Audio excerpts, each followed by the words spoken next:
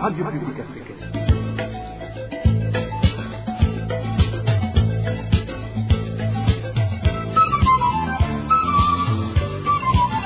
Radio Publique Africaine.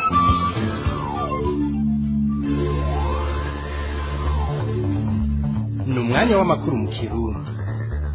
Mukaba mwashikirizwa na Ines Gakiza. Turi ku munsi wa kabiri igenekerezo rya 25 mukakaro umwaka w'ibihumbi 2023 mwakoze guhitamwo RPA ijwi ry'abanyagihugu mwiriwe canke mwaramutse duhere ku ngingo nkuru nkuru aya makuru ashimikiyeko.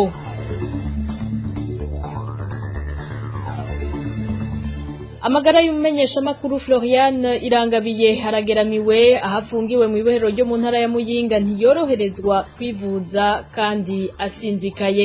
Ibiciro bishasha byo kwiyunguruza vyaraye bishinzwe ntivyakurikijwe hose mu gihugu, imvo ni gitoro n'ubu kitaraboneka inyuma y'iminsi 5 kidugijwe.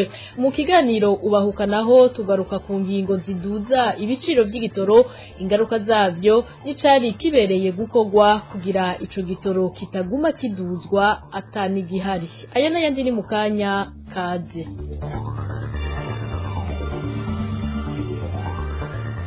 Nongeye kubaramutsa duhere mu gisata c'umutekano. Umugwi w'abantu bataramenyekana baraye bakoze igitero ku muryango umwe wo ku musozi Bubogora zone na komine Mugwi mu ntara ya Cibitoke. Uwo mugwi wagiye uturiye inzu y'uwo muryango, barica ibitungwa eka n'imirima baratemagura. Mu bajejwe intwaro gushika ubu bavuga ko bagikora amatohoza. Dani Claire iratwumva. Umuryango wo ku mutumba Bubogora muri komine Mugwi watewe muri nojoro ryakeye nuwa Bizimana Ezekiel. Nkuko bivugwa n'ababanyi muri uwo muryango bari mu nzu nkuko bisanzwe, bagiye bumva urwamo rw'amasasu atumberizwa ku nzu yabo. Umuryango icyo wakoze waciye uyanyaga. Bamaze kubona bataronse abagize uwo muryango, abo bagizi ba nabi baciye bahuka inzu n'umuriro. Cyatewe n'abantu bitwaje imipanga bararasa, turiruka. Tumaze kwiruka batubomeraho inzu, kuko mubara aho hantu twamaze kwiruka barinye isake asuka ku nzu baraturira. Twagiye kubona umuriro waduka mu rugo, iyo nzu bayituriye nta kintu na kimwe cyasigaye mu nzu. Ibintu byose, impuzu, ibikoresho by'abacu bari bari ku ishuri byose biza mu nzu. Abo bagizi ba nabi ntibagarukirije aho, mu nyuma bahavuye biha uburaro bw'ibitungwa navyo baraturira. Amasoko yacu amenyesha ko batabaje igipolisi n'abajejwe intwaro, ariko ataco bafashije kinini. Mu maspitala polisi iva kuri komine iraza, ariko nta kintu na kimwe yigeze ikora. Musane heye kuza nta kintu na kimwe badufashije, nta turi bube, nta bariko baradufasha kuri turatuzwa, nta kintu na kimwe bisigaje usibye nk'impuzu twagiye twirukana dufite, nta kindi kintu kigitunze dufite. Amakuru ava mu bajejwe intwaro muri komine Mugwi aremeza ivyo vyaraye bibaye, ariko abajejwe intwaro bakavuga ko bariko baragira amatohoza kugira hamenyekane abaraye bakoze iryo bara.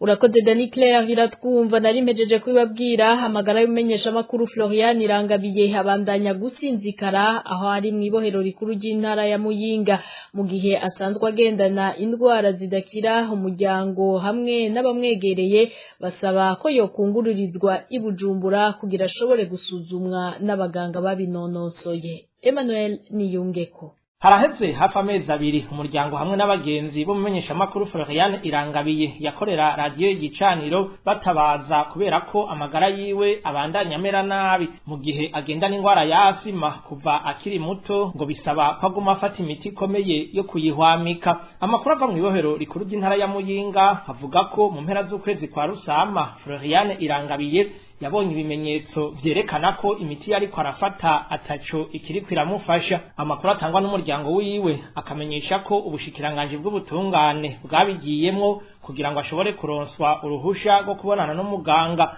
Muri ico gihe nk'uko ayo makuru abandanya bivuga, umuganga akaba yamwandikiye kurondera agapompo kadasanzwe kumufasha mu mahaha hamwe n'iyindi miti yofasha gukinga ko abandanya aremba. Umuganga yamusuzumye yari yagiriye ko amumenyesha ko yosubira kwisuzumisha ku wa 10 Mukakaro. Igitangaje nkuko bishikirizwa n'abegereye umenyesha makuru Florian Irangabiye nuko atahejeje ngo yemererwe iryo suzumwa. Abagize umuryango wiwe cyo kimwe na bamwe mu baharanira agateka kazina muntu bavuga ko bituye akatari gake abarongoye ibohero rikuru rya Muyinga hamwe n'abajejwe ubuyobozi bukuru bw'amabohero mu Burundi kugira ngo Florian Irangabiye yungururizwe mu ibohero rikuru ry'Ibujumbura, ariko bibimpa gusa. Imvo zitangwa nuko hasi hamwe no ku mpome z'ibohero rya Muyinga hasanzwe hakanye ico bita imigite mu rurimi rw'ikinyamazuru hamwe n'imyotsi iva mu gikoni, bituma amagara ya Florian Irangabiye atera sinzikara. Kubera ko akeneye gufashwa byihuta mu bijanye no guhema, umuryango hamwe n'abamwegereye basaba ko yokungururizwa Ibujumbura kugira ngo ashobore gukurikiranwa yongera nasuzumwe n'abaganga babinonosoye. Kuri ivyo mu ruganda rwa radio RPA tukaba tutashoboye kuronka Serge Nsabowandemye arongoye ibohero rikuru y'intara ya Muyinga hamwe nabo mu buyobozi bukuru bw'amabohero mu Burundi kugira ngo twumve ico babivugako. Mu gisata c'agateka kazina muntu nyene, Clement Nkurunziza avundiye mu buroko kubera ukubaniryo kwabo barukanye be n'abategetsi bari barongoye kaminuza y'u Burundi. Bo bazi neza ko ivyo yagirizwa ari rementanya biri mu gwete umwe mu bacitse kwicumu mu bwicanyi bwakorewe abanyeshure b'abahutu muri Ruheshi umwaka w'1995 yandikiye Pascal Firmin Ndimira yaramutswa kaminuza y'u Burundi amezi make imbere y'uko iryo bararigwa. Uyu munsi tukaba twashimye kugaruka kuri bimwe uwo yacitse kwicumu avuga ko vyerekana neza ko Clement Nkurunziza afungiwe icaha atigeze akora. Ni inkuru ya Emile Nibasumba. Kamwe mu burorero bwerekana ko Clement Nkurunziza atamutima w'amacakubiri yigeze agira nako mu mwaka w'1994 aho yagaragaje ishaka n'ubutwari mu gihe abandi basangiye ubwoko batamutahura ingena babera intambamyi nk'uko bivugwa na Frank Kaze bigana, aho amenyesha ko Clement Nkurunziza yishize mu kaga igihe ariko yegeranya abanyeshure bomufasha gukingira ubuzima bw'abanyagihugu b'abahutu baba mu buhonga bari bamaze igihe bagandagurwa n'ugwaruka rw'abatutsi rwaba muri quartier ya Nyakabiga. Ico gihe nk'uko tubandanya tubisoma muri ugo gwete, Clement Nkurunziza ntiyari bwashingwa amabanga yo kurongora abanyeshure bo muri kaminuza y'u Burundi, eka maze no kugenwa ngo abari we aserukira abandi banyeshure. Yabandanije iryo shaka aho yakoranye cyane n'uwararongo ico gihe kaminuza y'igihugu Pascal Firmin Ndimira hamwe n'abandi bari bafadikanije amabanga yo kurongora ico kigo yifashishije telefone yo mu bwoko bwa Motorola yari yahawe ngo bimworohere gutabaza hakiri kare. Yarakoze uko ashoboye mu gufasha kubangurukanya abanyeshure batasiba gushamirana, abifashijwemwo n'inzego nyobozi z'ishure be n'abajejwe umutekano bari bahazanywe ngo bafashe gukinga ibara ritaragwa. Ubwo butwari bukaba ari nabwo bwatumye Pascal Firmin Ndimira anarondera kumwiyegereza inyuma yahagenewe mu mabanga yo kurongora ubushikiranganje bw'uburimyi n'ubworozi. Iyindi ntahe itangwa na Frank Kaze muri ugo rwandiko ni yuko icyaha cyo gutegura akongera agashira mu ngiro ubwicanyi bwa bagenzi we b'abahutu yagirizwa kitagira ifatiro, mu gihe ivyo byose byaba Clement Nkurunziza yari akiri mu ngoyi kuko yari amaze ukwezi kurenga agwariye mu bitaro Prince Louis Rwagasore. Uyo yiganye na Clement Nkurunziza agatangazwa no kubona yegekwa kw'icaha nk'ico bivugwa ko yakoze akirongoye abanyeshure ba kaminuza y'u Burundi, kandi ayo mabanga yari yayavuyemo kuva muri Ntwarante mu 1995 asubirizwa n'uwitwa Habarugira Gaspard, ari nawe ayo mahano yabaye aramutswe ishirahamwe ry'abanyeshure ba kaminuza y'u Burundi gitwa ASER. Frank Kaze yanaboneye hakaryo ko kumenyesha umushinga ntahe Pascal Firmin Ndimira be nabo bari bafadikanije uburongozi bw'ico kigo kuko utamenya ari kimwe, ariko ko kwiyobagiza ivyuzi kandi wabonye ari uburyarya butagira izina. Mu makuru yacu yo hanyuma tuzobabwira amazina ya bamwe mu ndongozi za kaminuza y'u Burundi badomwa ku rutoke kuba bashimye kwirabira hirya kandi bazi neza ko Clement Nkurunziza ariko azira ubusa. Kuri uno wa kabiri inama nkenguzamateka yemeje izina ry'umushikirizamanza kizigenza mushasha wa Republika y'u Burundi Leonard Manirakiza asubiriye Silvestre Nyandwi yari muri ayo mabanga kuva mu mwaka w'ibihumbi 2016. Inama nkenguzamateka ikaba yemeje kandi amazina y'abacamanza 8 bashasha bo muri sentare Ntahinyuzwa. Mukanya aya makuru arabandanya. Dutandukira ibijanye n'intwaro, abakozi bo ku bitaro vyo mu Gatumba muri komine Mutimbuzi baranegura ikoreshwa nabi ry'ubutunzi bw'ivyo bitaro busanzwe butifashe neza. Bavuga ko inyuma yo kwimurira ahandi bamwe mu bakozi bo kuri ivyo bitaro, umuyobozi wavyo yaciye ahakazi abahembwa n'ibitaro akabikora kandi atagiye inama n'urwego nyobozi, ibishobora gutuma amadeni ivyo bitaro bisanganywe yongerekana. Onezime Dushimagize. Abo bakozi bo ku bitaro vyo mu Gatumba bamenyesha ko uburyo ubutunzi bw'ivyo bitaro bukoreshwa bishobora gutuma ibyaho bihuhuka. Bavuga ko inyuma yaho bamwe muri bo bimuriye gukorera ahandi na muganga Jimmy Pacifique Nicimpaye, abandi bakijana kubera ko abaturubika. Ubu yahaye akazi abo bita abakontractuel bahembwa n'ivyo bitaro. Abakozi babazwa nuko barongoye ivyo bitaro abikora atagishije inama komite nyobozi. Ivyo bavuga ko abikora ku nyungu ziwe bwite kandi bishobora kuzanira ingaruka mbi ivyo bitaro nk'uko umwe mu bakozi baho avyigana. Abakozi b'abakontractuel cyane cyane b'abaganga abadogiteri baza buri munsi ubona hahenda kugwa abaganga kandi nta peri d'offre ihaba kugira ngo tubone ko byakozwe mu muco, kandi ibyo byose biba abagize komite de direction banka kuko babona ko ubutunzi atari kirenga ariko abirenga akabikora kubera inyungu ziwe. Ni nk'uko tutari munsi y'imiliyoni 30 z'amadeni bivuye kuri iryo sesagurwa ry'ubutunzi bw'ibitaro. Uretse ko gutanga akazi bidaciye mu muco, bavuga ko hanibonekeza ukutubahiriza ibiciro biba byashinzwe na leta.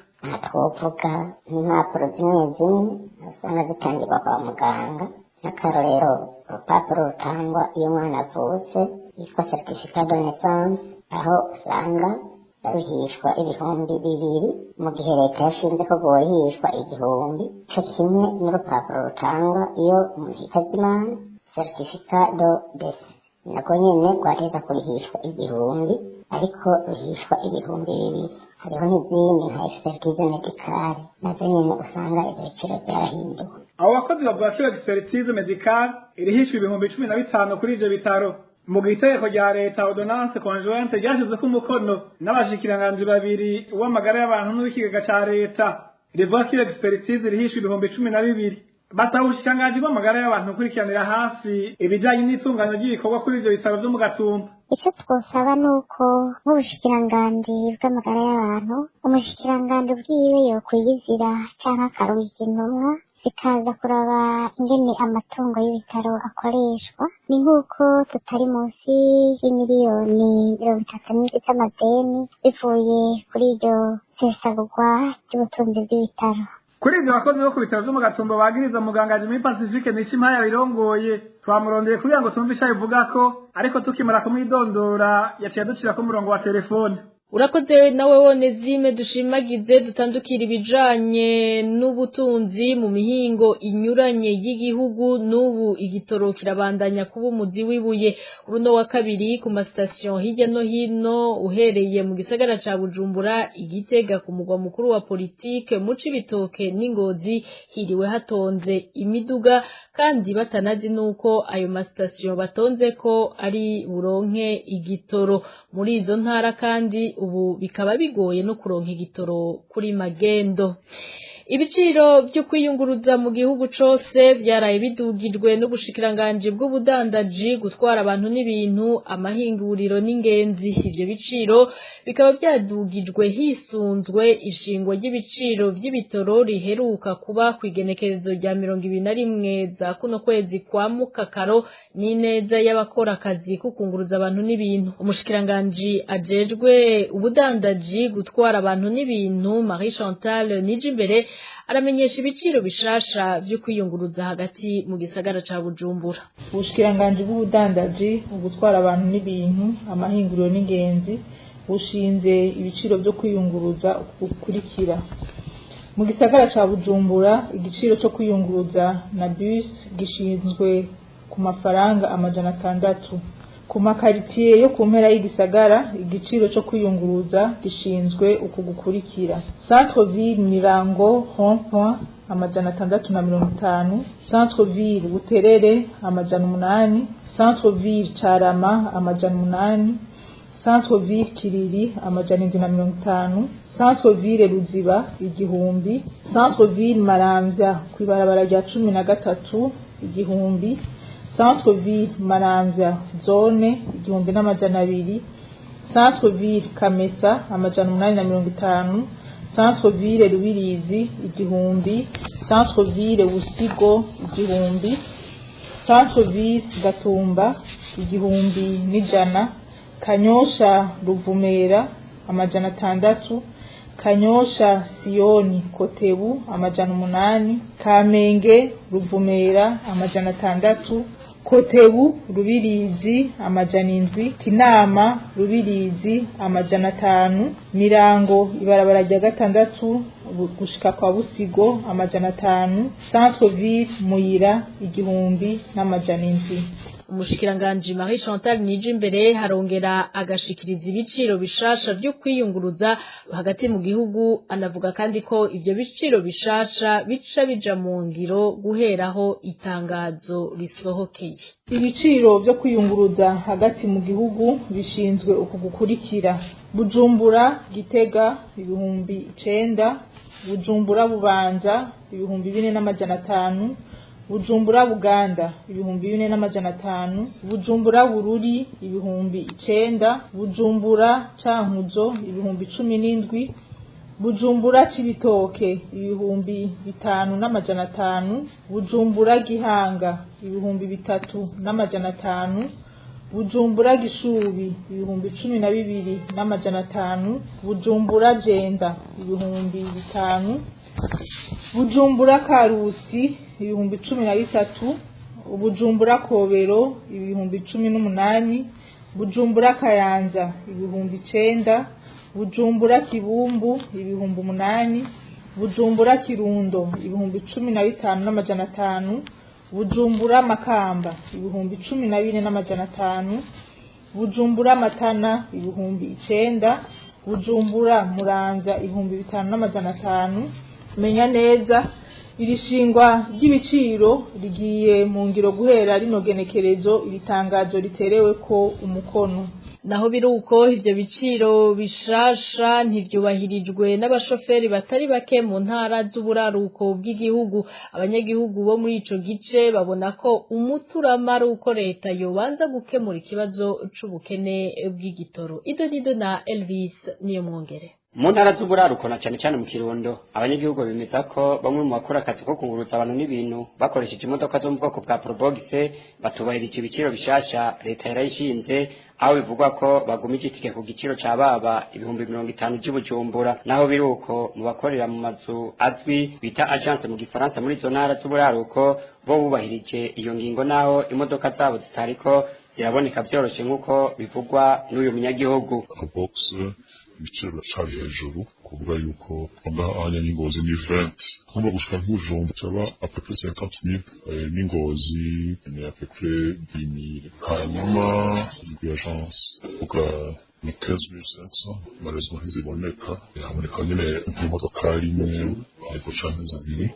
Mu ntara ya Kayanza ho ivyo biciro abunguruza abantu bavyubahirije ku gitsure c'abapolisi kuko bazindukiye ku bitiro vy'izo modoka. Ndaciye nahabona abapolisi benshi ahantu abantu buririra, sanzwe mbona bacunga umutekano mugabo no musi hoho bari benshi bariko baragira ku kiciro ca leta kwere, bambwiye ngo leta mvyeyi yabagarukiye ngo ni 9,000, ariko nibaza yuko ata abapolisi bahari kitogenda uko. Ivyo biruko mu gihe abanyagihugu bo muri zo ntara imyidogo ari yose kuko kuri bo babona ko umuturama ari leta yobanza gukemura ikibazo c'ubukene bw'igitoro. Idogo ntiyobura kubera nyene urumva ko igitoro cadugijwe kandi kitaraboneka. Sinokwirirwa ndavuga ngo reka nje kubaza ibiciro.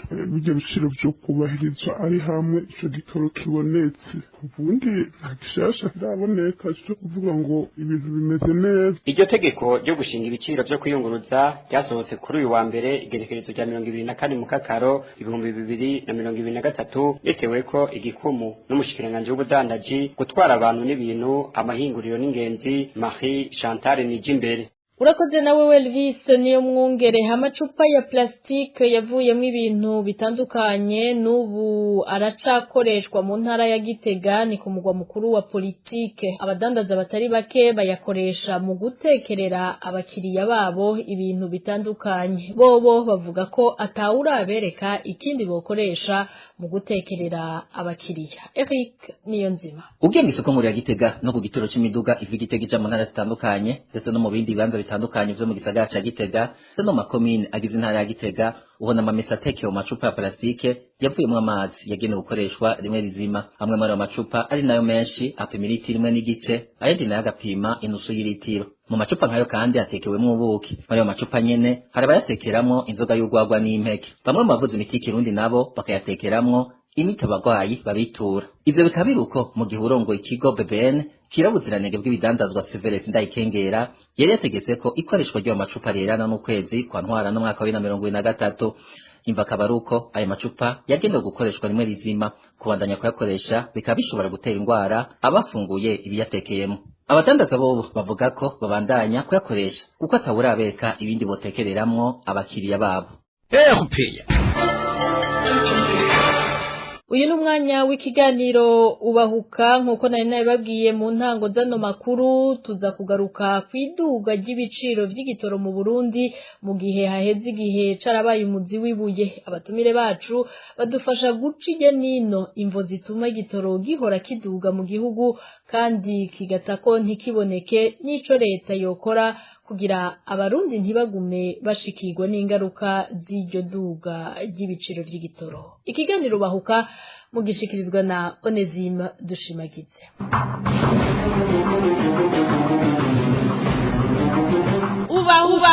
Ubahuka.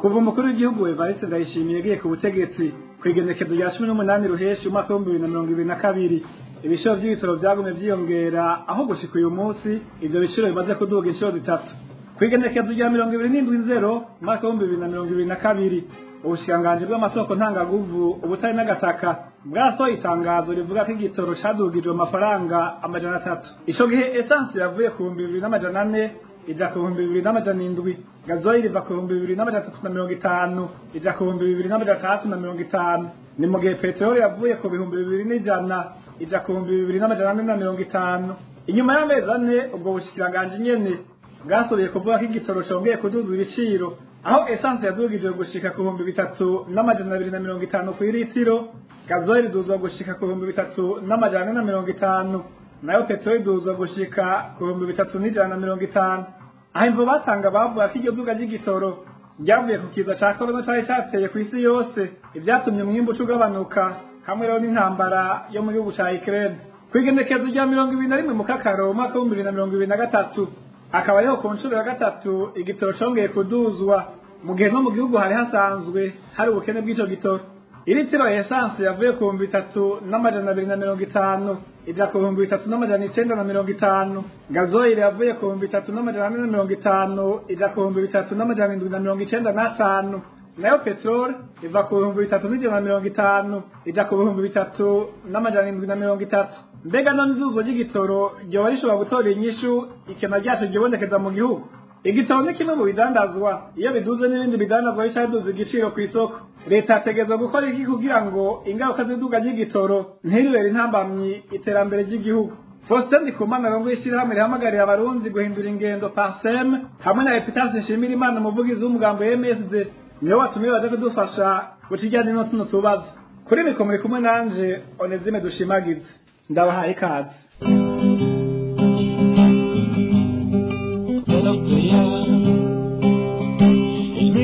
abanyagihugu. Niki ryanje kweli niki ry'abanyagihugu.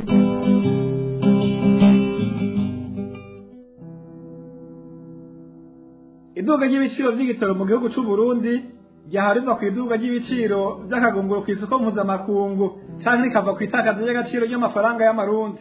Ni mu gihe abategetsi batandukanye uhereye ku mukuru w'igihugu badasiba gushikiriza ko ibitoro bihari mu bubiko mu gihugu ca Tanzania ariko habuze uburyo bwo kubishikana i Burundi. Mbega none ko cari gisanzwe kihari nk'uko biherutse kandi gushikirizwa n'umuvugizi w'umukuru w'igihugu mu kiganiro c'abavugizi b'inzego cabereye mu ntara ya Muramvya, coba cadugije kugira ngo haboneke amafaranga yo gukota imodoka zogishikana mu Burundi.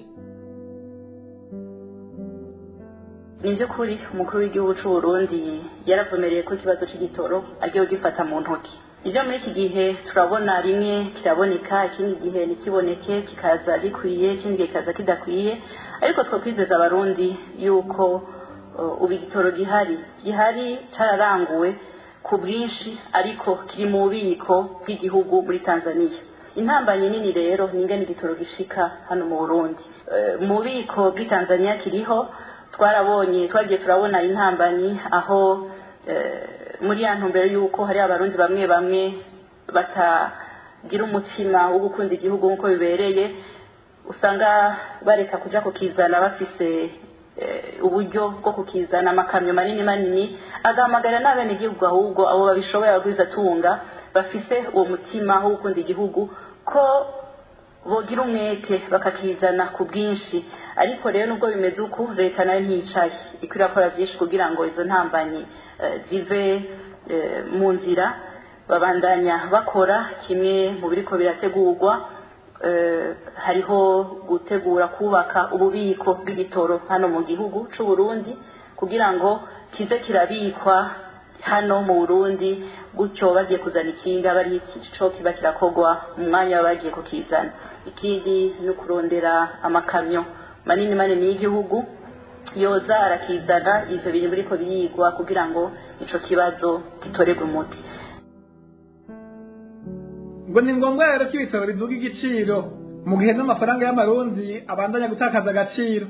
Ivyo bigashikizwa na Faustin Ndikumana, umukuru w'ishirahamwe yahamagariye abarundi guhindura ingendo, aha agasigura ko igituma ibitoro biduga ari uko ababizana baba barisha ayandi mafaranga yo kubikura mu gihugu ca Tanzania.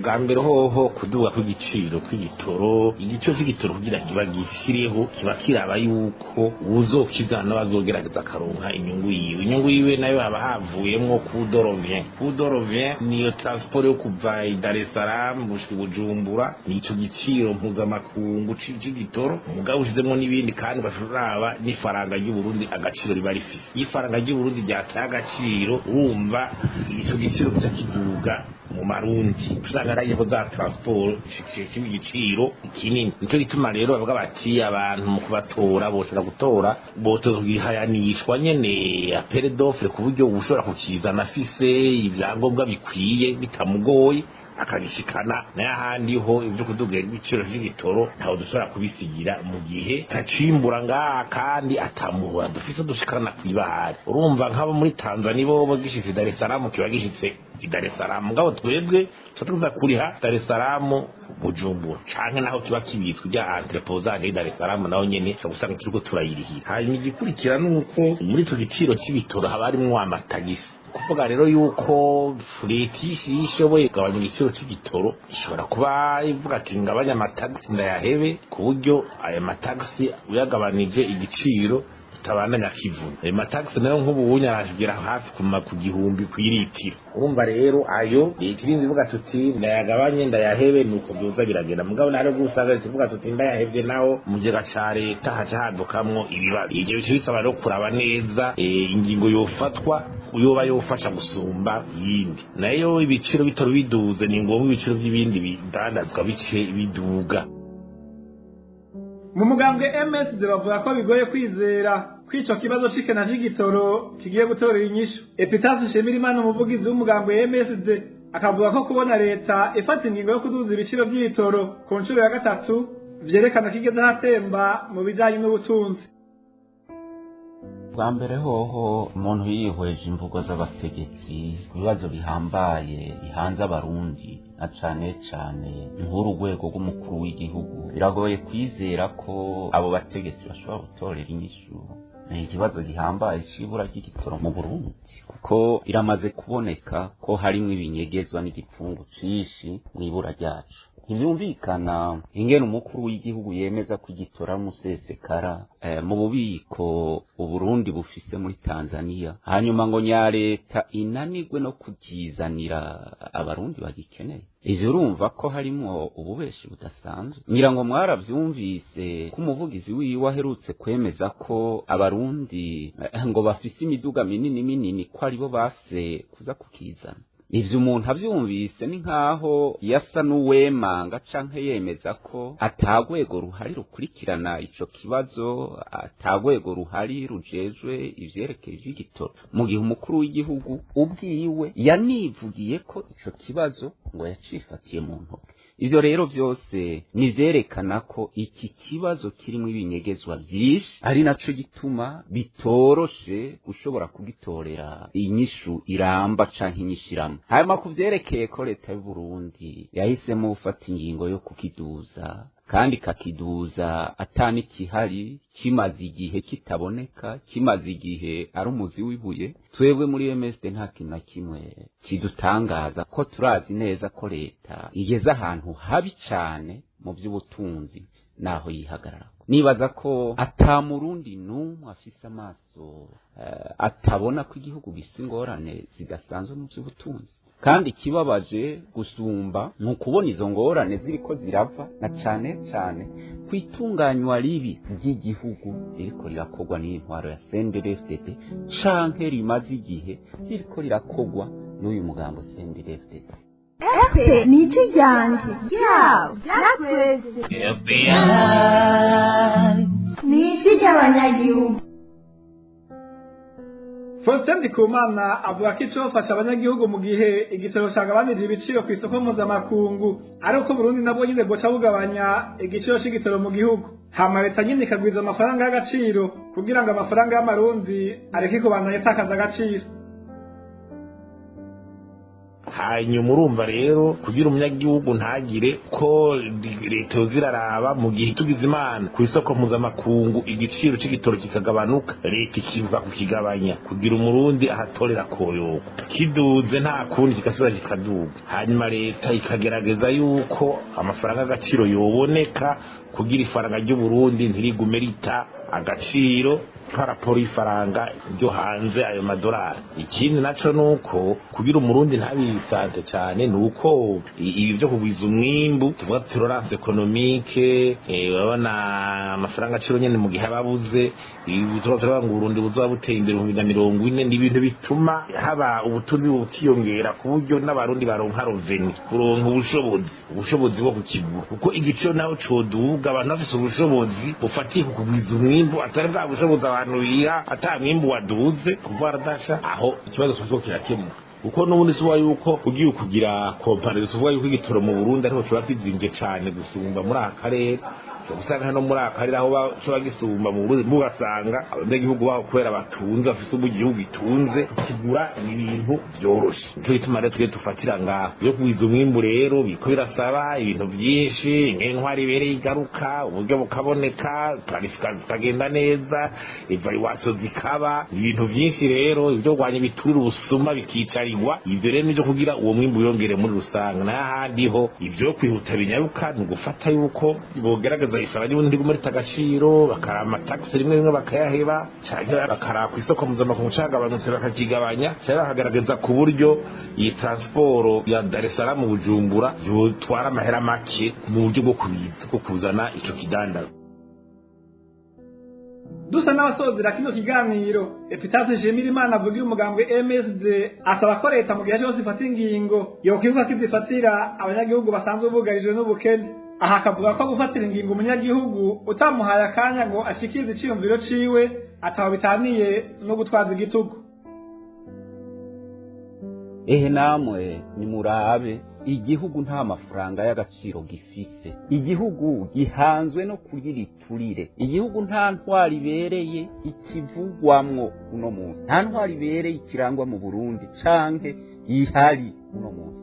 Igihugu nticerekwa ivyo kubahiriza agateka kazi na muntu. None ukundi vyogenda nuku igihugu cagarutse ku ntwaro y'umugambi umwe, ingaruka zica ziba nizi turiko turabona zuko igihugu gifutana, nizi turiko turabona yuko igihugu kigeze aho umwasi ashaka kubera uyu mugambo CNDD-FDD, kandi ivyo bigaca bigira ingaruka zidasanzwe ku banyagihugu. Nizi turiko turabona zuko ifaranga ry'u Burundi naryo ribandanya rita agaciro.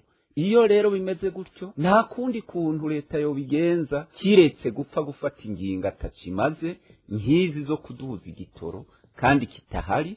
Nico gituma rero twebwe tubwira leta Ndayishimiye ko yo kwiga kuzirafata ingingo yibuka ko izifatira abantu ariko itazifatira ibikoko. Ntibishoboka ko umukuru w'igihugu aryama karota aduza igitoro agaca avyuka bishira mu ngiro atabanje kuja inama n'ingingo nabo vyega, na cane cane mu guteguza no mu kuganira n'abanyagihugu kugira ngo batange ivyiyumviro bongere bitegurire impinduka z'ingingo ziba zigiye guhinduka. Kuko nk'ubu kuduza igitoro murazi neza ko ibiciro by'ibintu byankenerwa byose bica biduka, kwiyunguruza bica biduka, ubuzima buca butera bukomera, kandi abarundi basanzwe babayeho kugupfundikanya mu buzima budashoboka. Ibi rero bakora byo gufata ingingo zihotora abanyagihugu, kandi abanyagihugu batagishijwe inama bamenye ko bariko baratwaza igitugu igikenya n'agahotoro, kandi ivyo ntaho bizoshitsa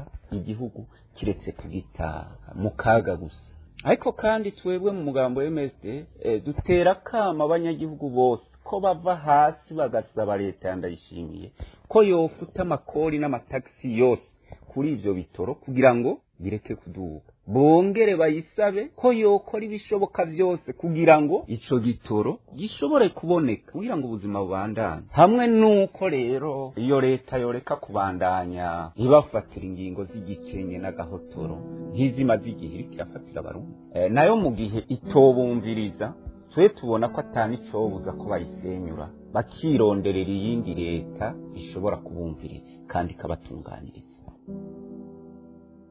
Akaba ari kuri bishikirijwe na Epitase Nshimirimana, umuvugizi w'umugambwe MSD.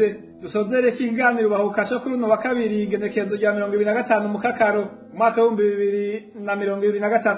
Ni ikiganiro cyari gishimikiye hanini kwiduza ry'ibiciro by'ibitoro mu Burundi mu gihe ico gitoro kimaze igihe kitaboneka. Mwumvise ko mu gihe hatazoba haraboneka amafaranga y'agaciro mu gihugu no mwimbu ntukomeze kwiyongera, igiciro c'ibitoro kizobandanya kongerekana mu gihugu. Mwumvise kandi ko leta mu kurindira ko amafaranga y'agaciro aboneka yozeraba ku isoko mpuzamakungu ibiciro by'igitoro iyo bigabanutse nayo ikabigabanya mu gihugu. Shimire abatumire batuganiriye, shimire namwe mwese mwateze yombi. Onezire dushimagize nabashikije kino kiganiro nkabanda bateze ndayifuriza kororaniko naho utaha. Ubahuka. Nongera ndagushimira Onezime dushimagize no kwico kiganiro hejeje kudushikiriza duce dusozera ko ano makuru. Mwakoze mwebwe mwese mwayateze yomi, bakoze bagenzanje umwe wese kuco yaterereye kugira aya makuru muyumve. Kuri mikro mwari kumwe na Ines Gakiza, mugira iteka nitekana.